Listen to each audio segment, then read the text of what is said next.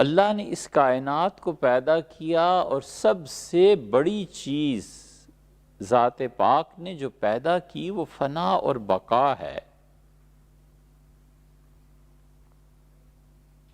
ہیرے کے کئی پہلو ہیں، ایک پہلو اس ہیرے کا یہ بھی ہے کہ فنا اور بقا۔ فنا کی قوت کو خود پیدا فرمایا اور فنا کی قوت کو یہ کہا کہ تمہارا کام مٹانا ہے، اور کسی نے اس فنا کو برا کہا تو باقاعدہ انبیاء علیہ السلام کے ذریعے تلقین کی گئی کہ انہیں کہو لا تسبوا الدہر، زمانے کو برا نہ کہو، ٹائم کو، وَأَنَا الدَّهْرُ، میں خود ٹائم ہوں، میں خود زمانہ ہوں۔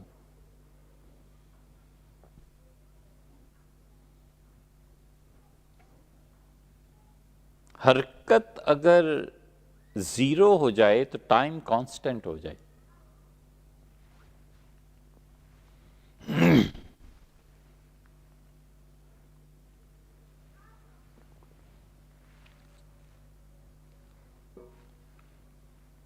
حرکت مٹ جائے تو زمانہ رک جائے۔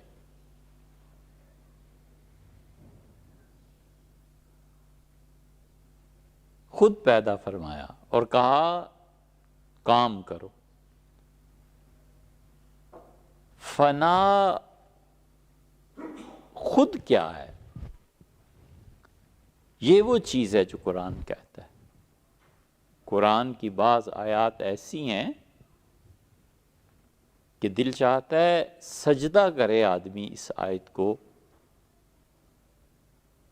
لیکن کیا کریں، مجبوری ہے کہ یا تو صفت کلام کو سجدہ کریں یا جس نے نازل کیا ہے اس کو سجدہ کریں۔ اتنی بڑی چیز ہے، اس سے بھی بڑی کوئی آیت ہے کہ ارشاد فرمایا کہ اولم یکف بربک انہ علی کل شیء شہید،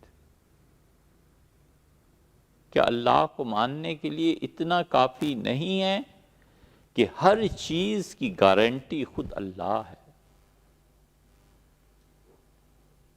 ڈوب جائے آدمی اس آیت میں اور نوح علیہ السلام کی عمر ملے تو بھی باہر نہ نکل سکے، اتنی بڑی چیز ہے۔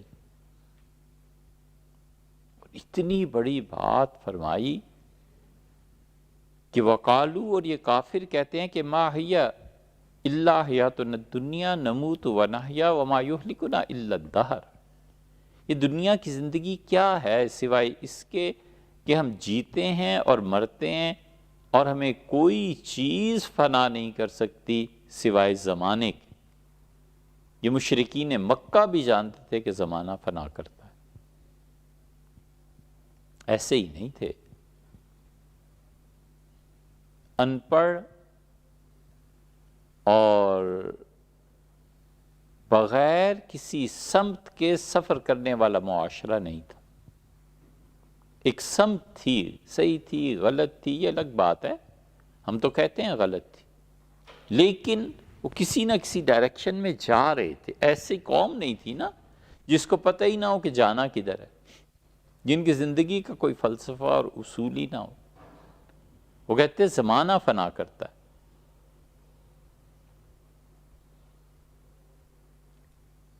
اس لیے فقہا نے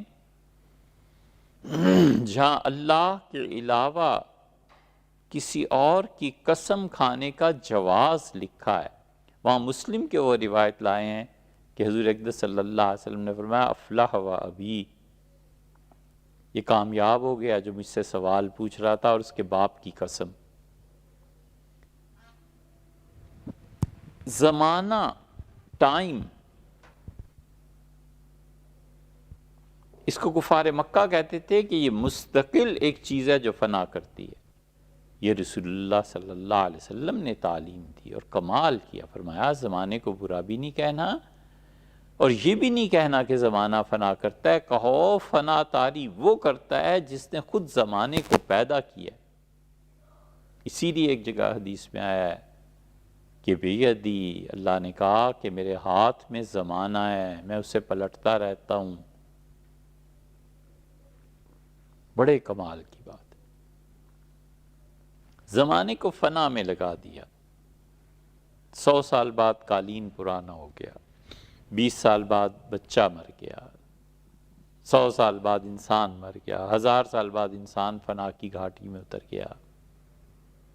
کائنات کی ہر چیز زمانہ اسے فنا کر رہا ہے، اور اس کے مقابلے میں بقا،